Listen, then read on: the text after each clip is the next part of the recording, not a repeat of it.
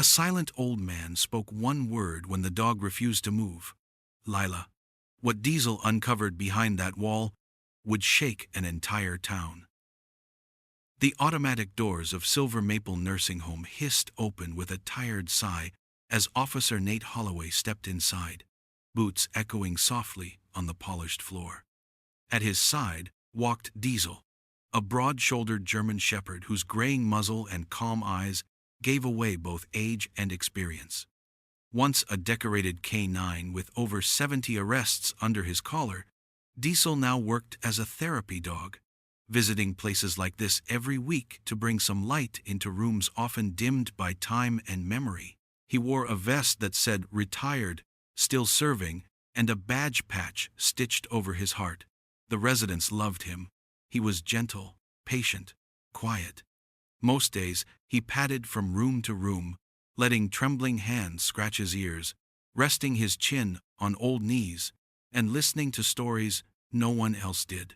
But today was different. They had barely made it down the east wing when Diesel stopped. Nate didn't notice at first, too busy checking the clipboard from the front desk. But when he tugged the leash lightly and got no response, he looked back. Diesel was planted like stone, just outside room 209. His body stiff, hackles barely raised, tail straight, not wagging. A low growl rumbled in his throat. Nate furrowed his brow. "What is it, bud?" he asked, crouching beside him. "We've been down this hallway before." But Diesel didn't look at him. His amber eyes were fixed on the far wall inside the room. Nate followed his gaze. The room looked the same as any other.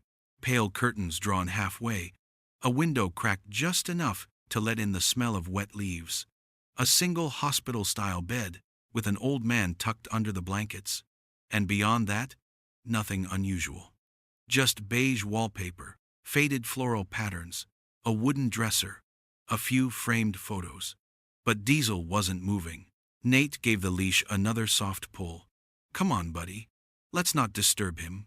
Diesel took one step forward, not into the room, but closer to the doorframe, and then lay down flat on his belly, head between his paws, still staring at the wall. Not the bed, not the man, just that back wall. A nurse passing by chuckled softly. "Looks like he smells something. Maybe an old sandwich behind the dresser." Another staff member joined in. Maybe a squirrel snuck in through the vent. Nate tried to smile, but his gut told him different. Diesel didn't chase squirrels, and he never growled at lunch meat. He gave the leash one last tug, firmer this time. "Diesel, heel." The dog didn't budge. From the bed the old man stirred. His eyes opened slowly, cloudy but focused. He blinked a few times, his lips parting like he was trying to speak. Nate stepped back, unsure if he should leave or stay. Diesel rose, but only to walk softly to the edge of the bed. He placed one paw on the floorboard beneath the wall and let out a single, quiet bark. The old man turned his head slightly, just enough to whisper one word, raspy and faint. "Lila." The nurses froze. One of them dropped her clipboard. The old man hadn't spoken in over 10 years. Not once, not a word. But now, because of a dog who wouldn't leave, he had. Nate stood still, heart thudding, unsure if he'd heard right. The room was so quiet now that even the ticking wall clock sounded too loud. Diesel stayed close to the bed, his wet nose pressed to the wall just inches above the floor. His tail didn't wag. He didn't bark again. He just stood there, still and alert, as if listening for something the rest of them couldn't hear. One of the nurses, a middle-aged woman with tired eyes and a lanyard full of colorful pins, stepped into the room slowly. Her name tag read, Donna. She moved, like she was afraid to startle the moment. "Mr. Greaves," she said softly, edging toward the bed. "Did you say something?" Harold Greaves didn't answer. He blinked again, lips parted, his gaze locked on the dog. His pale hand, mottled with age spots and blue veins, twitched at his side. He looked small under the heavy blanket, almost like he'd folded in on himself over the years. They said he was 89, but he looked older, like time hadn't just passed. It had taken pieces of him along the way. Donna turned to Nate, her voice barely above a whisper. He hasn't spoken since I started working here. That was 9 years ago. Nate nodded slowly, his eyes still on Harold. What did he say? Lila? I think so. Her brow furrowed. I don't know any Lila. Diesel gave a soft whine, pawing at the wall again. Nate walked over, crouched down, and ran his hand along the paneling. Nothing unusual, just old drywall, maybe a little uneven.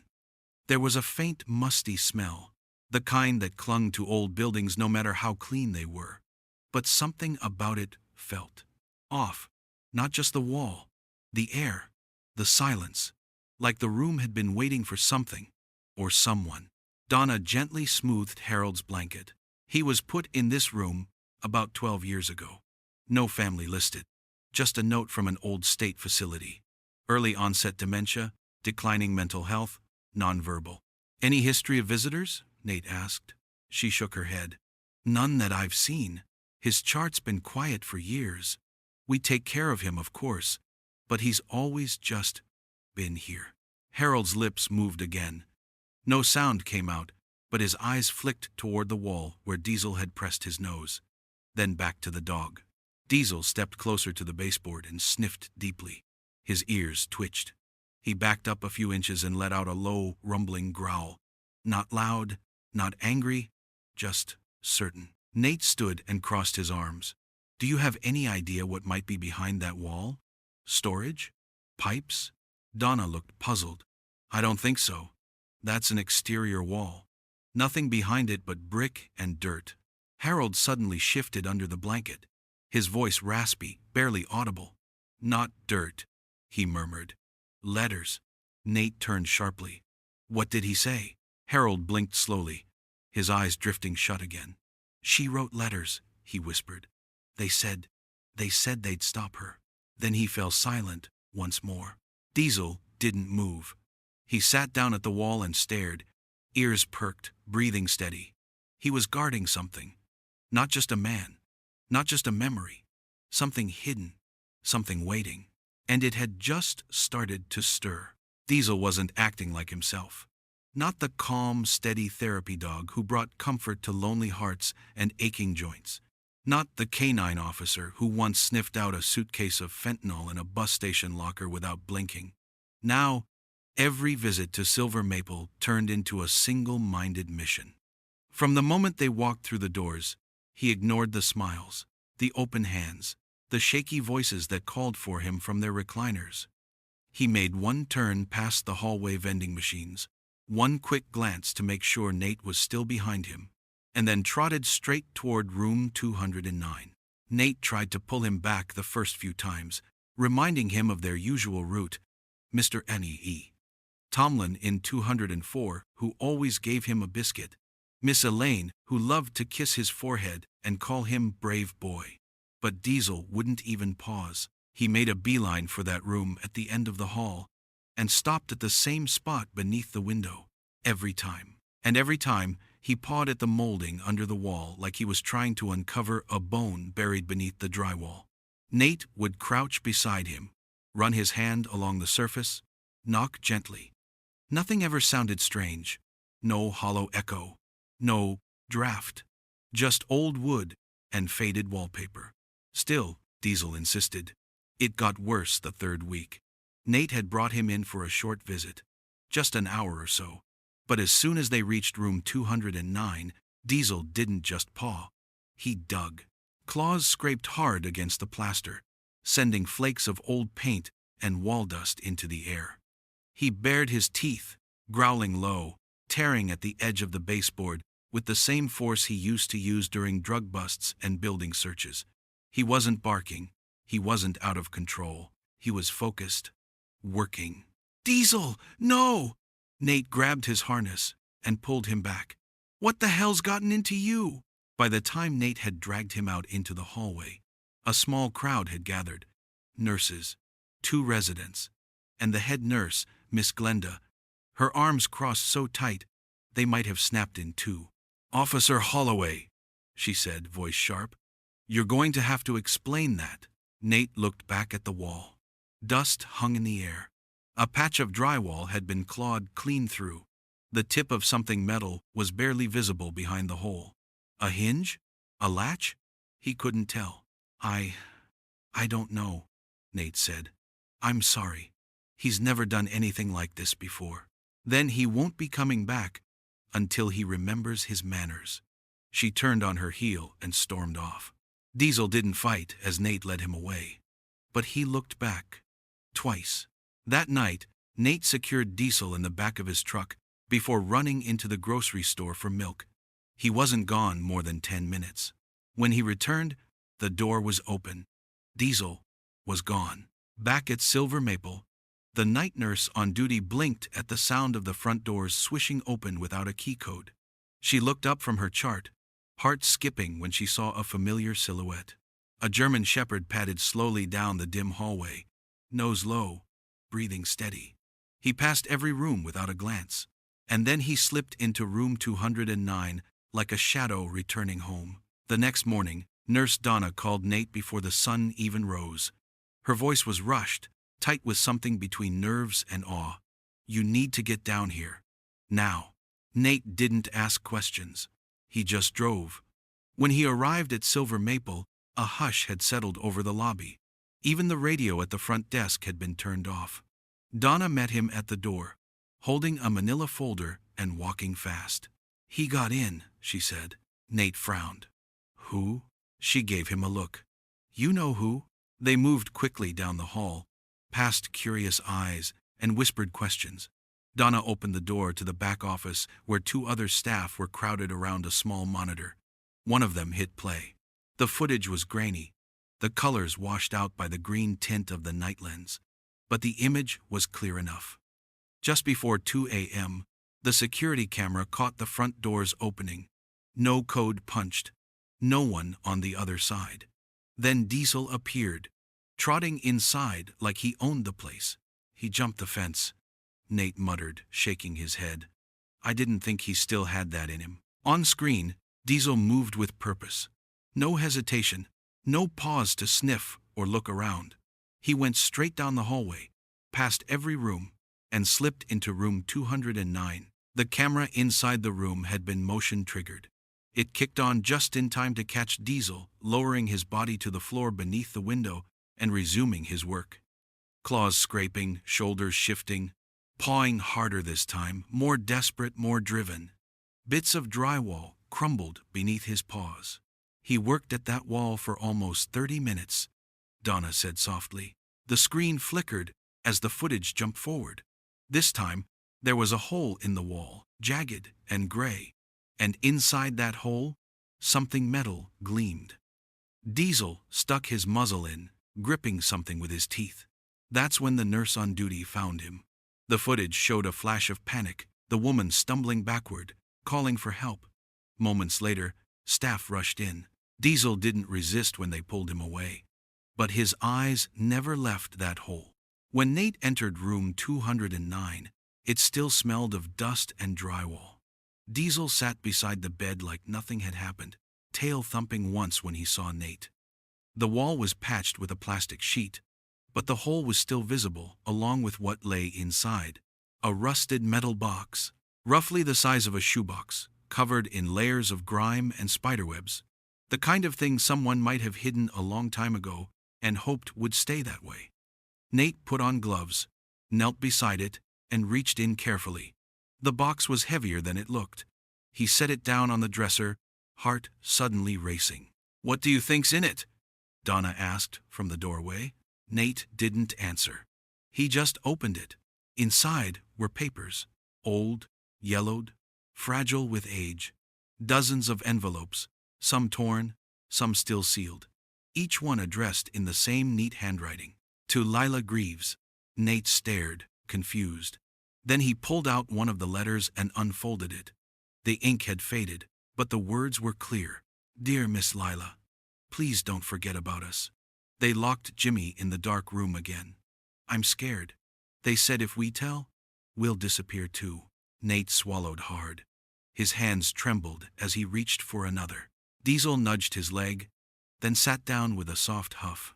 Whatever secrets had been buried in this room He had just dug them back up. The box smelled like time itself. Old paper, dust, and something faintly metallic, like rusted keys or forgotten tools. Nate sat on the edge of the bed, in room 209, the rusted container open in his lap. Diesel lay beside him, ears flicking with every sound. But his body was still, calm, like he knew this was the moment they had been chasing. Nurse Donna pulled up a chair, her eyes locked on the stack of envelopes Nate held in his gloved hands. The paper was delicate, browned and curling at the edges, the ink faded but still legible. He picked one at random and gently unfolded it. "Dear Miss Lila, I don't know if you still work here, but I hope you do. They took Carrie away last night. She screamed, but no one came. Please help us. I don't want to go where she went." The signature at the bottom was a shaky scrawl. Tommy, age 9. Nate read it aloud, his voice quieter than usual. When he finished, Donna sat back slowly, pressing her knuckles to her lips. Who writes something like that?" she asked. Nate didn't answer. He was already reaching for the next letter. This one was folded smaller, like a secret never meant to be opened. He peeled it apart with care. "Miss Lila, they said you're not coming back. They said you asked too many questions, but I don't believe them. I think they made you leave. They don't like when we talk. They say we lie. But I remember what you said, that the truth matters. I'm scared. Please don't forget me. Signed, Annie." The date on the corner of the letter was October 1972. Silver Maple Nursing Home had been a facility even back then, but not for the elderly. It was called something else before. A care home for troubled children. That's what the faded stamp on the letterhead said. The same place, same walls, same building, different names, different faces. Nate's hand froze on the next letter. It had a red smear across one edge, not blood, probably crayon, but it still made his stomach turn. This one was shorter, written in large, blocky handwriting. "They're hurting us here. Tell someone. Tell the police. I think I'm next. Please, Miss Lila." No name, just a date. November 3, 1972. "They were writing to her," Nate murmured. Over and over. Donna leaned forward. "Why hide them in the wall?" "Because she never got them," he said quietly. "Someone didn't want her to." Diesel let out a quiet chuff, then laid his head on Nate's boot. His eyes were open, alert, watching the doorway like he expected someone to come storming in.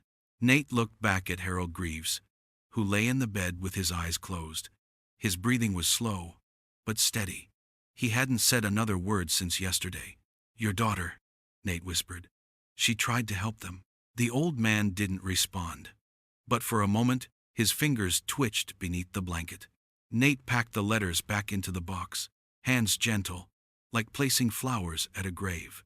Then he stood and looked at Donna. These were meant to be found. Diesel knew that. And for the first time since they'd opened that wall, Donna didn't look confused or afraid. She just nodded. "Then let's make sure they're heard." The front desk of the Oak Ridge Police Department hadn't changed in years. Same chipped linoleum, same humming vending machine with buttons that stuck. Nate stood there with the metal box tucked under his arm, Diesel sitting patiently at his heel. He had already called ahead, said it was urgent, said it couldn't wait. But urgency didn't mean much when the subject was old letters and a dog who refused to leave a nursing home wall. Detective Rowan leaned back in his chair, arms crossed, unimpressed. He flipped through one of the letters like it was junk mail. "You sure this isn't just some prank? Maybe a game some of the residents were playing decades ago?" Nate clenched his jaw. "Read the dates, the details. These kids were scared. They were begging for help." Rowan shrugged. "It's a bunch of letters. No names we can verify. No bodies. And it's 50 years old. What do you expect us to do? Dig up a building on the word of a retired dog?" Diesel gave a low growl, so quiet it was barely more than a breath. Nate didn't correct him. "These aren't random," Nate said. "They're addressed to someone. Lila Greaves. She worked at Silver Maple in the early 70s. Then she vanished. Rowan gave a tired sigh and tossed the letter back in the box. You were a good cop, Holloway. You still are. But this? He stood. It's nothing. Nate picked up the box and turned toward the door. That's where you're wrong. He didn't look back. Didn't have to. Diesel followed him out, silent and sure as ever. Back in the truck, Nate sat for a long moment with the engine off. Diesel rested his head on the console between them, eyes steady. You believe it, don't you? Nate asked softly. Diesel didn't blink. Nate pulled out his laptop that night and began digging. He started with Lila Greaves. There were no recent records, no obituary, just one article from 1973 in the Oak Ridge Gazette. Local nurse vanishes. Family says she would never just leave. The photo was black and white, blurry, but even through the grainy ink, Nate could see the kindness in her eyes, the smile that didn't look staged. She looked young, maybe 20, 22 at most. Under the image it listed her father's name, Harold Greaves. Nate leaned back, heart pounding. She had worked at Silver Maple. She had cared about those kids. And then she disappeared. No follow-up, no case. Just gone. Diesel stirred at his feet and let out a soft chuff. Nate opened the next tab. City records, employee rosters, newspaper archives. He worked into the early hours, the room quiet, except for the occasional click of the mouse and the soft hum of Diesel's breathing.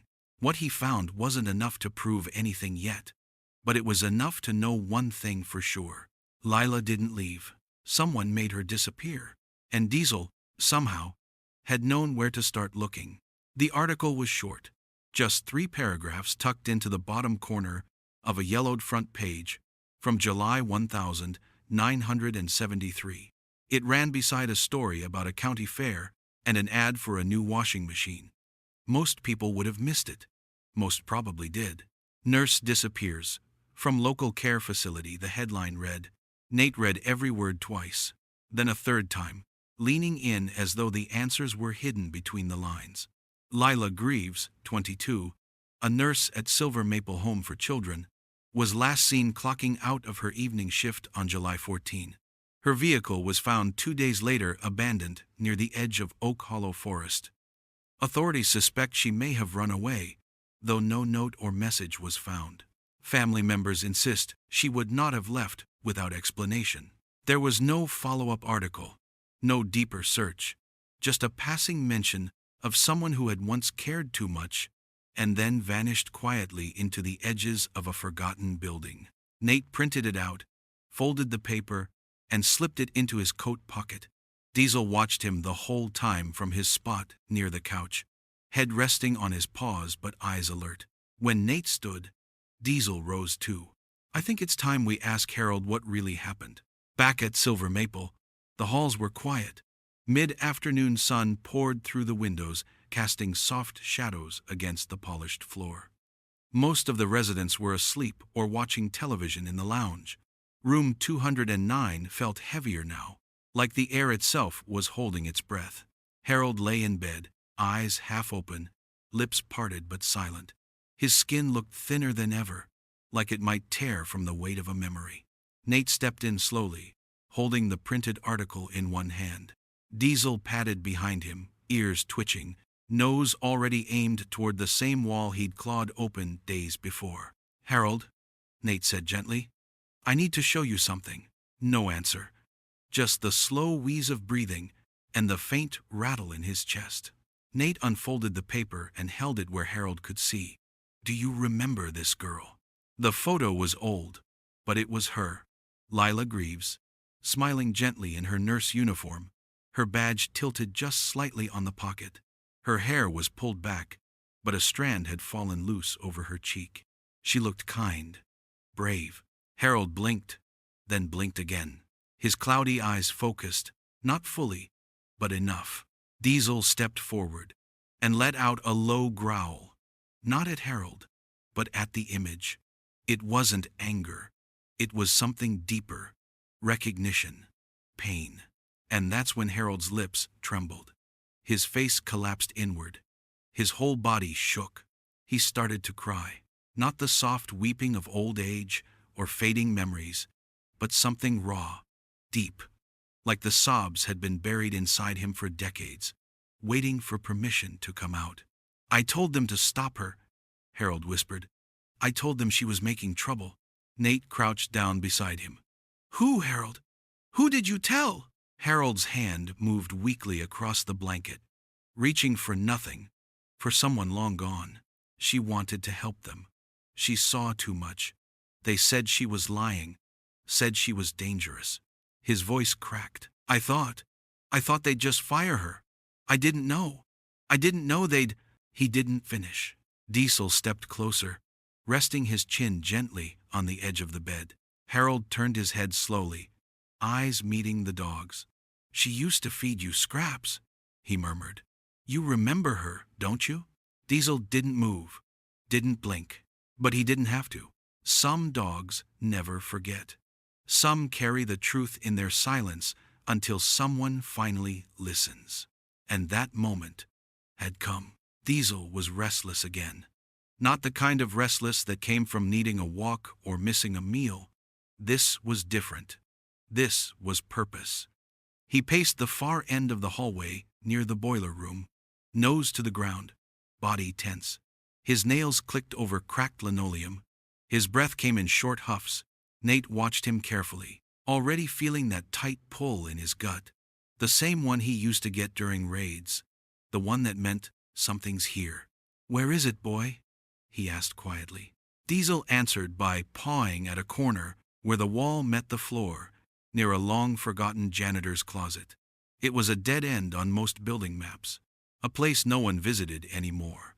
The walls smelled like old copper pipes and mildew. A mop bucket sat in the corner, rusted and unused. Diesel shoved it aside with his shoulder and began scratching at the floor tiles, nose working furiously. Nate stepped closer. He knelt beside the dog and tapped the tile with his knuckles. It sounded hollow. He looked up at Donna, who had come running after the noise started. "You ever seen anything back here?" he asked. She shook her head. "Just storage. And barely that. No one goes down here." Diesel let out a short bark and began digging harder. The tile cracked under his paws, and beneath it, a thin seam appeared. A faint outline, square, about 2 feet wide. Nate pulled his multi-tool from his pocket and wedged it under the edge of the tile. With a grunt, he pried it loose. Then another, and another. Bit by bit, the outline became clearer. A hatch. There was no handle, just a recessed bolt covered in grime. It looked ancient, like it hadn't been touched since before Nate was born.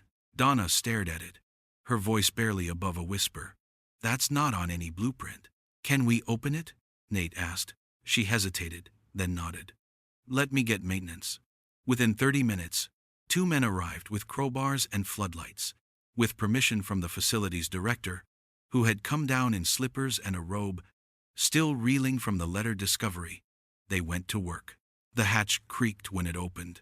The air that came up was thick and cold, damp like earth after a storm. A narrow staircase led downward, swallowed by shadows.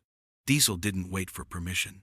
He descended first, tail low, ears forward, his body alert but fearless. Nate followed, flashlight in hand. The stairs were concrete, old, and cracked. The smell worsened with each step. Mold, dust, something chemical.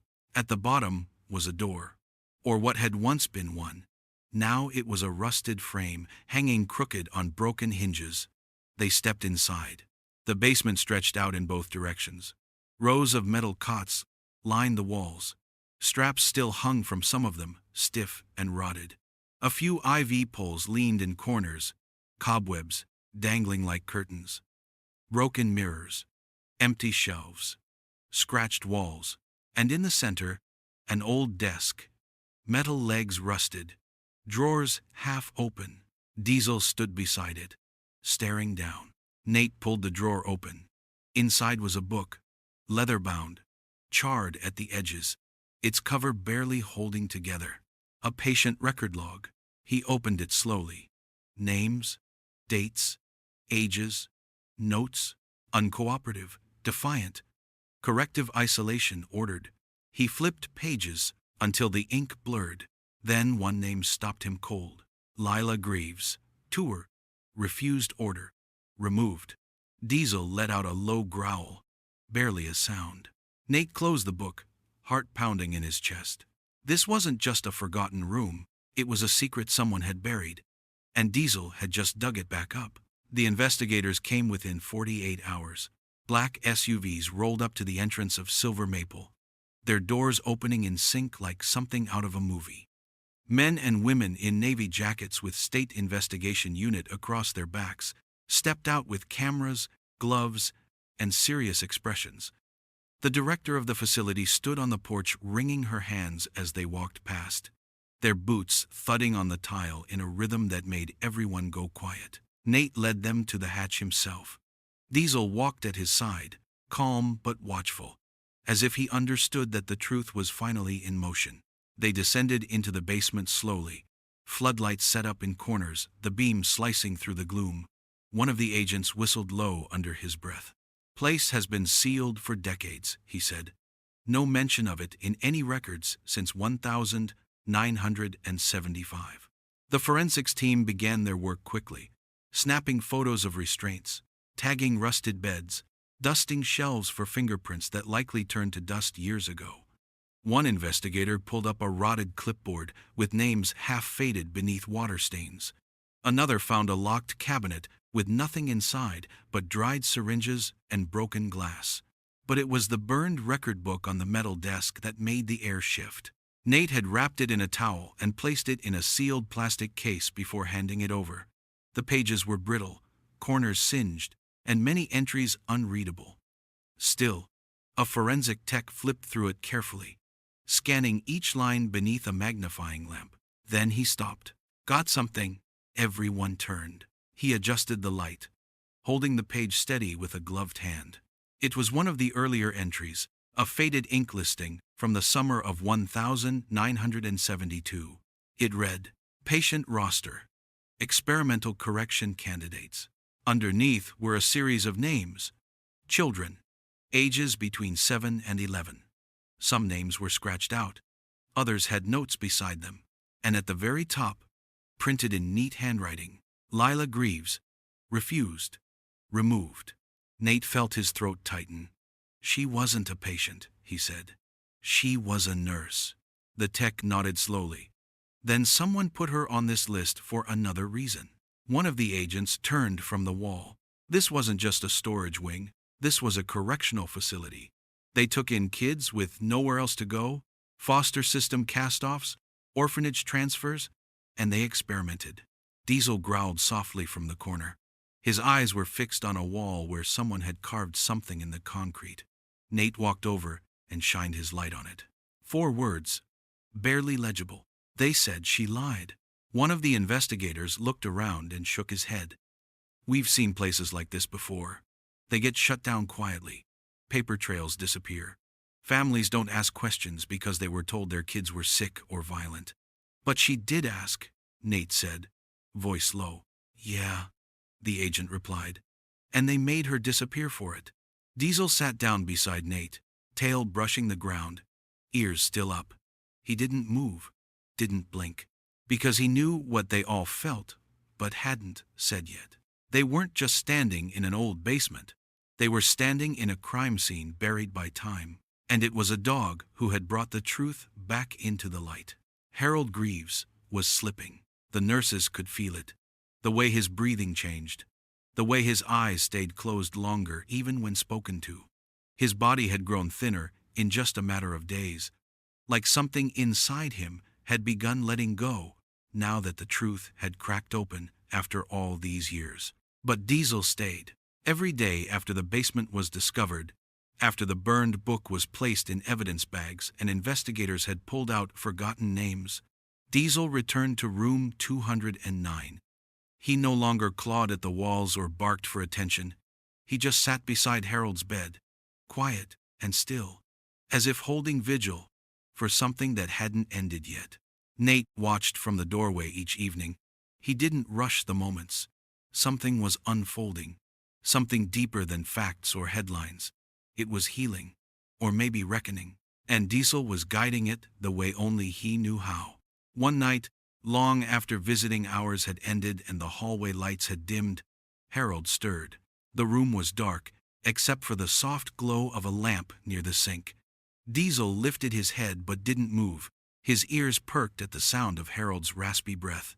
Nate, half asleep in the chair by the window, leaned forward. "Harold?" The old man's lips moved. His throat worked like it was trying to remember how to speak.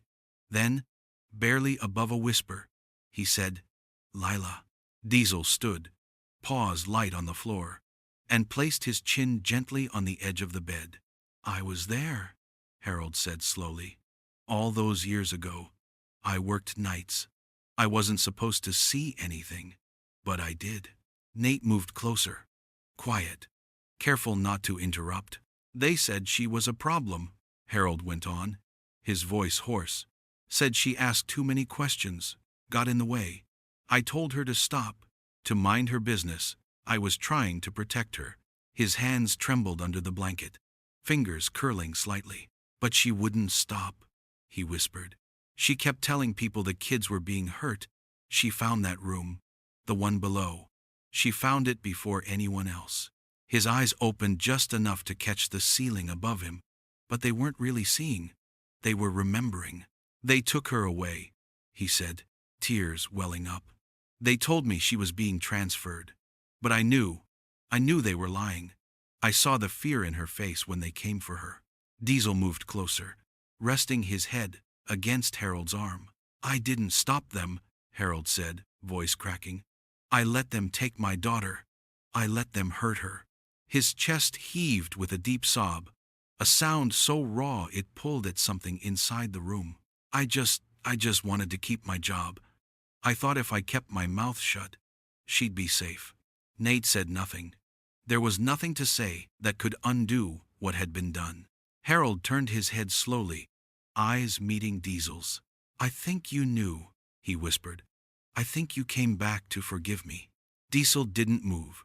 He just breathed, soft and steady. His body pressed against Harold's side like a promise. Harold's breathing slowed again. Then one last shaky breath, and silence. Diesel stayed curled beside him until morning. The weight of truth finally laid down. The long-awaited confession, no longer just a whisper in the dark. The sign outside Silver Maple came down the same week Harold was laid to rest. It had stood there for decades, its white paint chipped and faded, the lettering worn thin by rain and time. But now it was gone, replaced with yellow tape and state seals. The front gate chained shut. No visitors, no staff, no more silence. The headlines came fast after that.